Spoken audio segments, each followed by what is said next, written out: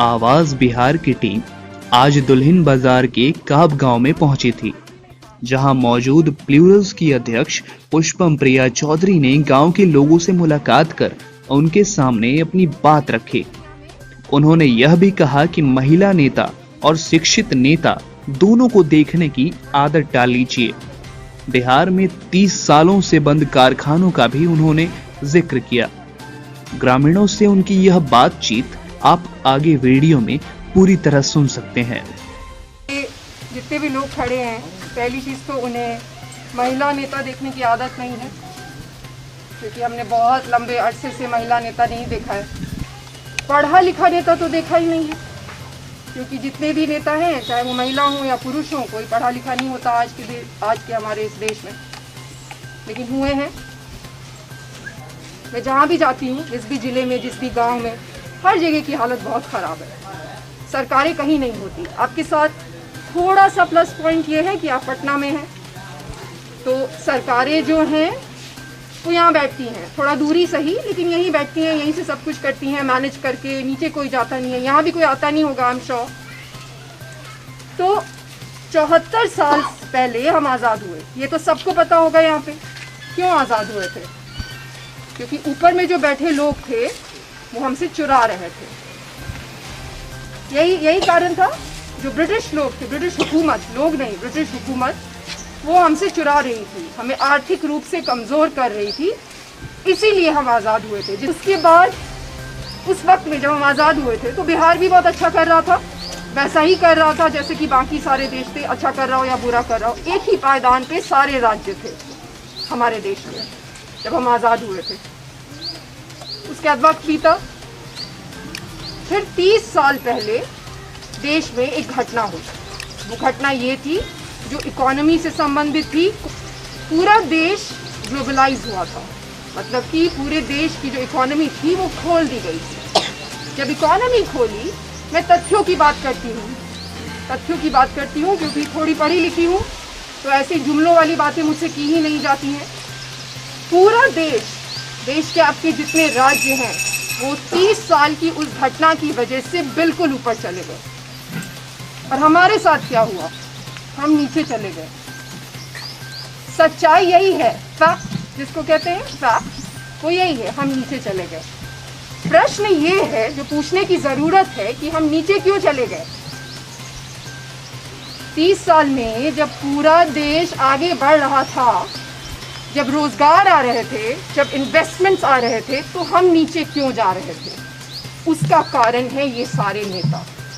कोई किस्मत खराब नहीं है। जब यहीं पे खड़े लोग बाहर जाते हैं नौकरी की तलाश में, तो किस्मत अच्छी हो जाती है ना।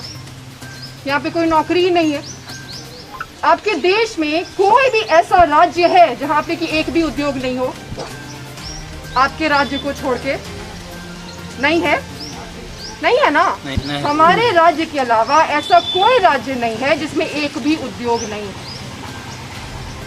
सभी तो पढ़े लिखे लोग नहीं होते। उसके लिए भी हमारी सरकारों को ही थैंक यू कहना पड़ेगा, क्योंकि पढ़ाई लिखाई पे तो इन्होंने कभी जोर नहीं दिया। खुद ही पढ़े लिखे नहीं है तो दूसरों को क्या पढ़ाएंगे, बच्चों को क्या पढ़ाएंगे? तो जो पढ़े लिखे लोग नहीं हैं, जो मजदूर हैं, वो उन्हें सरकारी नौकरी तो नहीं मिल सकती। और हमारी जो ज़्यादातर आबादी है वो ऐसी ही है, तो वो क्या करेंगे? अपना घर परिवार छोड़ के बाहर जाते हैं, वहाँ पे गालियाँ खाते हैं क्योंकि बिहार से आते हैं। वो गालियाँ भी हमें इन्हीं लोगों की वजह से पड़ती है। इनको जब लोग देखा करते हैं कि किस तरीके से बात करते हैं, आधा से ज़्यादा तो क्रिमिनल हैं, तो हम पे हंसते हैं। हम कहते हैं ना कि जो भी हमारा लीडर होता है, वो समाज का जो प्रतिनिधि होता है, वो हमारा ही प्रतिबिंब होता है। यही है ना, पूरे प्रजातंत्र का तो यही मतलब है कि हम उसको चुनते हैं जो कि हमारा प्रतिबिंब होता है। तो ये सारी जो समस्याएं हैं जिसकी वजह से बिहार सबसे पीछे है, हम देश में, दुनिया में सबसे पीछे हैं। कोई नंबर नहीं है वो, उसका मतलब ये है कि हमारी जो आय है वो पूरे देश में सबसे कम है। प्रति व्यक्ति जो आय है वो पूरे देश में सबसे कम है। मुझे नहीं लगता कि हमें काबिलियत कम है। आप लोगों ने कहा क्या करेंगे, विकल्प नहीं है, यही सुना है मैंने। जब मैं लंदन में थी और यहाँ कभी आती थी, यहाँ पे बात होती थी, तो लोग कहते थे अरे क्या करेंगे, यही दो विकल्प है। दिक्कत ये है कि मैं भी बिहारी हूँ, साफ बात, मैं भी बिहार की हूँ, बिहार में ही पैदा हुई, बिहार में ही बड़ी हुई। फिर किसी को भी अवसर मिलेगा तो बिहार छोड़ के निकल जाता है। मुझे अवसर मिला, मैं बिहार छोड़ के निकल गई, लंदन चली गई, वहाँ पे अपनी आगे की पढ़ाई की, विश्व के सबसे बड़े यूनिवर्सिटी से, 2 सबसे बड़ी यूनिवर्सिटी से पढ़ाई की, पब्लिक पॉलिसी में पढ़ाई की, मतलब पब्लिक के लिए पॉलिसी बनाने में पढ़ाई की। और जो वहाँ के विकसित देश हैं, जैसे न्यूजीलैंड है और बाकी ऐसे देश हैं, उनके लिए पॉलिसी बना रही थी। लेकिन जब बिहारी बाहर निकलता है तो बिहार उसके दिमाग से बाहर नहीं निकलता, क्योंकि जब भी किसी पिछड़े पॉलिसी की चर्चा हो तो बिहार की चर्चा ज़रूर होती है पूरे विश्व में। सब लोग गूगल करते हैं कि कहाँ है ये जगह, ज़रा देखें। आपके यहाँ चमकी बुखार हो जाता है, जब बच्चियों का नंबर 100 से ऊपर हो जाता है, उसके 70 दिन के बाद आपके माननीय मुख्यमंत्री पहुँचते हैं। ये चीज़ें अमानवीय है, प्रजातंत्र है। इन चीज़ों की वजह से सब कुछ छोड़ दिया, अपना घर, अपना लाइफ, सब कुछ लंदन में पैकअप कर लिया और यहाँ आ गई। क्यों? क्योंकि आपको एक विकल्प देना है।